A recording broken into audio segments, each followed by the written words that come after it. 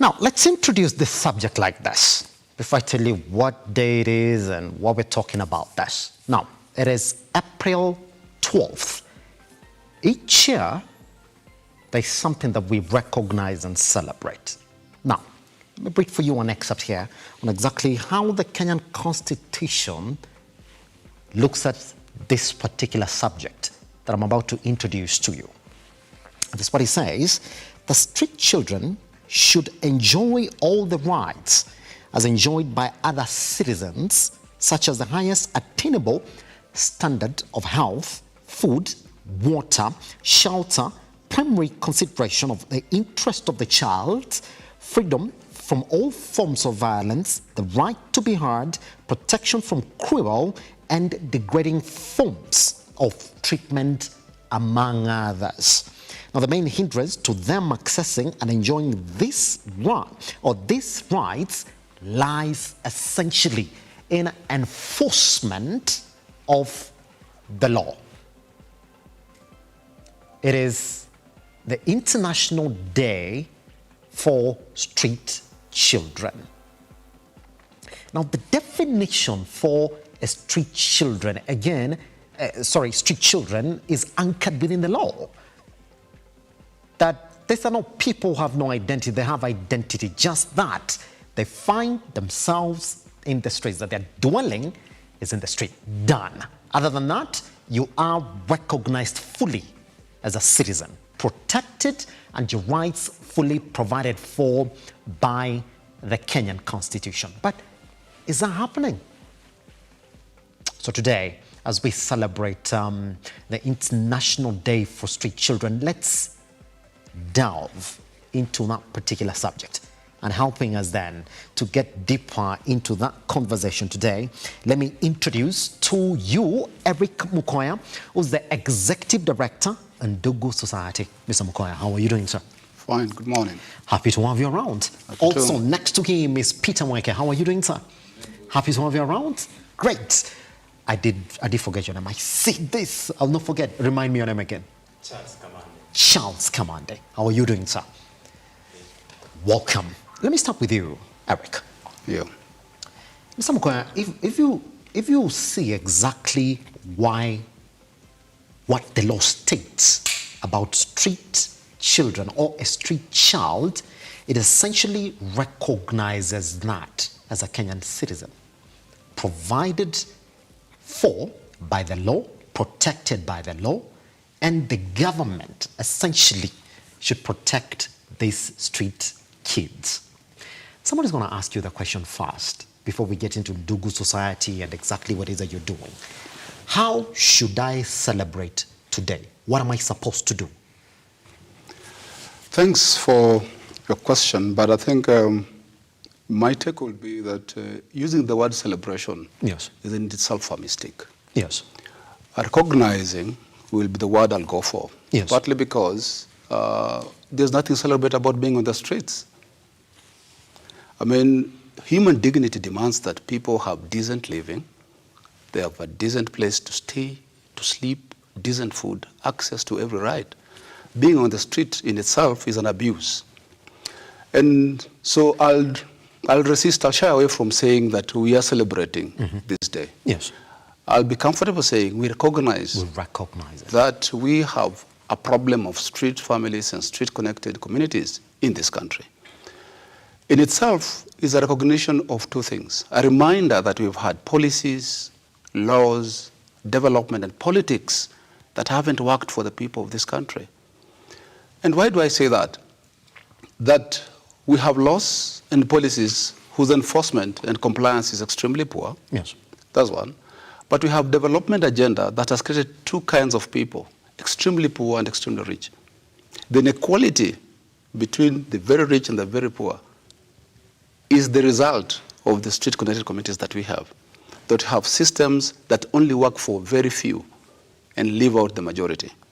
So I'd be uncomfortable to say we are celebrating, but I'll be comfortable saying we recognize that this is a problem that must be given a holistic approach, legally, socially, economically, and more important, politically, because we need political goodwill to ensure that the rights of every other person, and particularly their inherent dignity, in accordance with Article 28 of the Constitution, is actually realized. Pretty much. Just before I cross to Peter and Charles, I can't let you go before we introduce UNDUGU Society.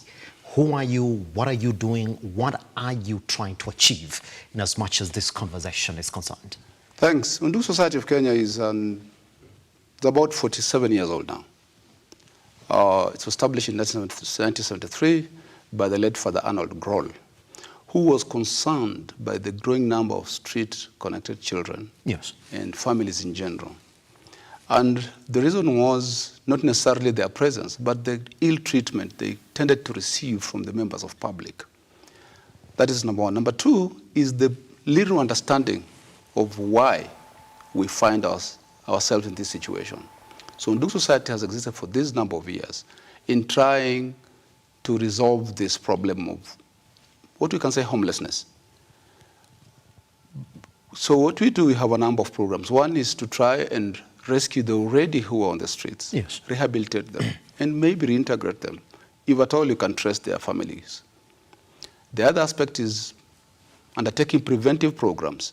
What is this that can be done to ensure that vulnerable members of society do not fall prey to their children, young people, and even women getting to the streets?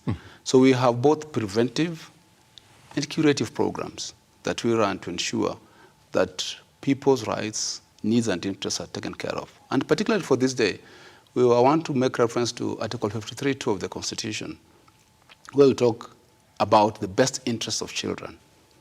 How is it as a country we have done that? So UNDUGU does its part. We are only a small organization. What does that mean? We cannot be able to take care of the 46,000 street-connected members who are on the streets if you look at 2018 records. But further is that when you look at SDGs 16 and we say you don't have to leave anybody behind, the question we ask, even if we do our own contribution, is do we have the infrastructure to ensure that nobody's left behind? So that's what UNDUGU does. Yes, I'll be coming back to you so we get a national outlook of exactly where we are in as much as the situation is concerned. Let me cross over to you, Peter. Your story is, I want to get your story. But just before we get into the story, just like I asked ERICK, somebody's watching you today, and I'm going to get into your deep story. How do we recognize, like somebody's going to ask you, what am I supposed to do today as Simba to be part of this day? I think, as my colleague said, all over the world, anywhere, in Nairobi, Mombasa, everywhere, the big problem we do as a community is to see these two families in the ground and you give them money. Don't give them money. Just talk to this girl, talk to this boy, at least to understand what is the problem.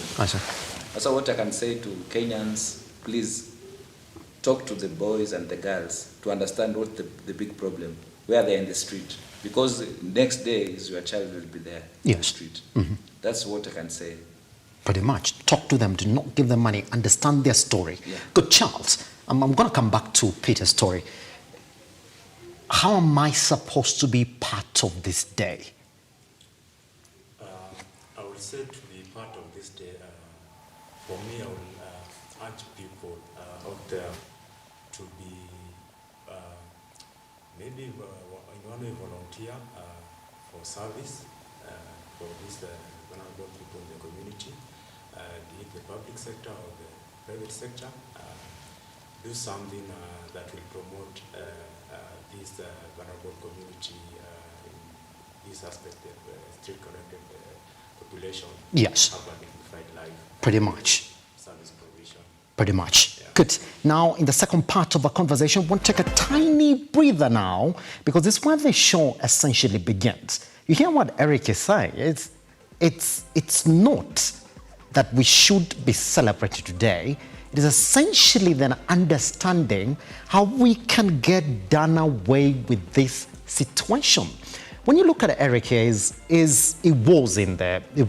when you look at Peter, it was in the street. He's now a former street kid. But when you look at him today, would you think that he used to be in the street? No. Essentially then confirming exactly what Eric was saying. It's just understanding how we need to correct the situation. That's exactly how we can be celebrating. I'm going to use that word again conservatively today, that what we should be celebrating is taking these families off the street. Once we come back then, let the stories begin. We're going to start with Peter, who's going to tell us exactly how he got himself in the street and how he came out of it, talk to Charles as well, and then talk to Eric so we get a general perspective of exactly why we are still dealing with this situation as a country in 2023 and if you're still winning. Once we come back right here on The Morning Drift.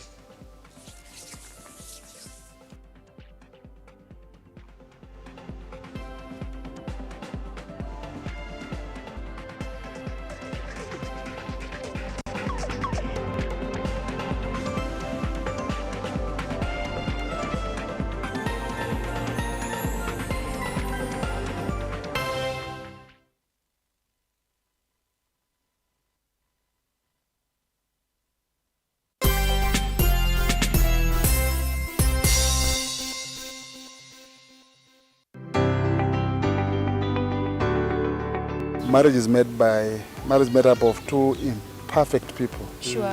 Who refuse to give up on each other. Amen. Imperfect people who refuse to give up on each other. A successful, a happy, a fulfilling marriage takes two people who are ready to forgive each other on a daily basis, on a moment-by-moment basis. In marriage, we need commitment. We need to commit ourselves to this marriage. We don't get into it as a test. Most of us who have a lot of expectation from our spouses, we never do an introspective Of ourselves. and see like, do I actually deserve that kind of wife?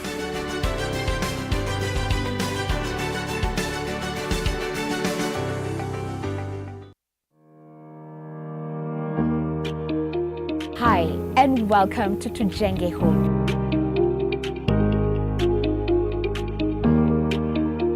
Your number one show when it comes to all things architecture, real estate, property development, interior design. You get it right here on Tujenge Home. When the food is ready. You want to serve them? Dinner is served. Yeah. Let's go. Let's go.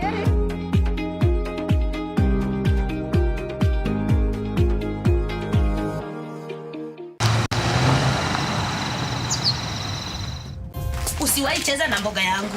Na unafuata nani? Usisikole ukinifuata. Nimekwambia una shares kwa hii kuku. Nikadharu man. Hebu kwanza rudi ndani ufresh hiyo choo make sure umespray.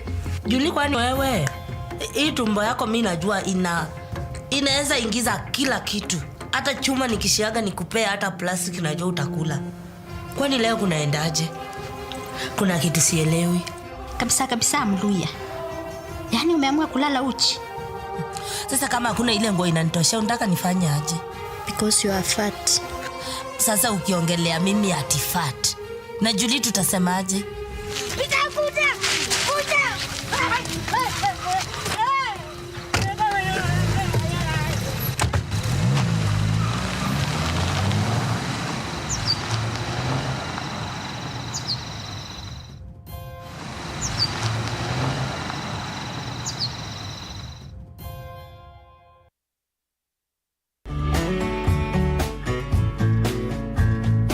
When we talk about when life gives you a bitter lemon, yes, what comes to your mind?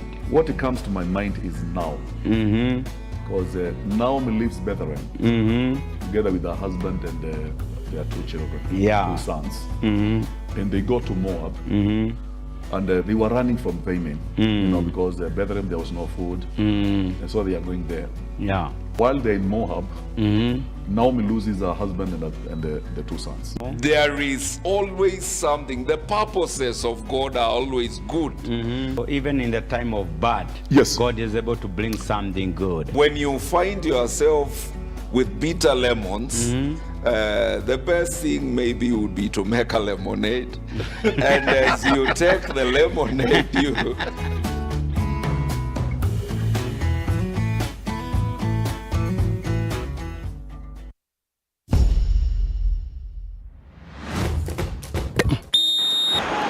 Michezo na wachezaji, matukio na matokeo uwanjani. Tumejifunga kibwebwe kukuletea mbwembwe, si mazungumzo ya kusisimua. Ndiyo maana safu ya spoti ipo hapa kwa ajili yako.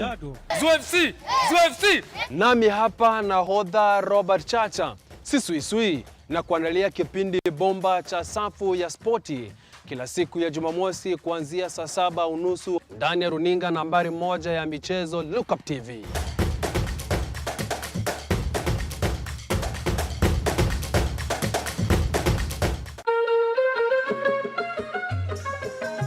Utachagua sura au tabia unapotaka kumchumbia mwanamke? Anaweza kuwa mrembo lakini hana tabia. Naweza jifanya ndio hata kama hapa sitapata, nipate kwa tabia. Ukweli wa mambo ni kwamba wanaume wengi, hata wale ambao wanatutazama wakati huu, ni sura inawavutia mara ya kwanza. Ukiona mwanaume anasema ule dem ako poa, ule dem, hafikirii future na huyo dem. Huyo mwenye ako poa anapendeza, anakaa vizuri, wacha kutudanganya. Wajua waweza kuwa na tabia nzuri lakini ikabadilishwa na hali.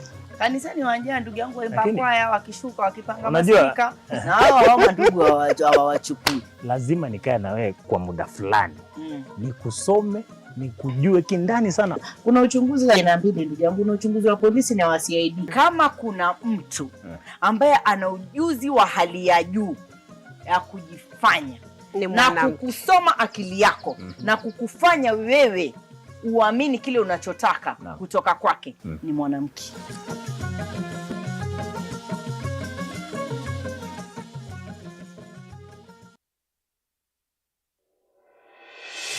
A man, a symbol of strength, power, and leadership. What does it take for a man to meet society expectations of provision and leadership? Lazima uwe mtu wa bidii, lazima ukija kuwa lazima uwe ni provider.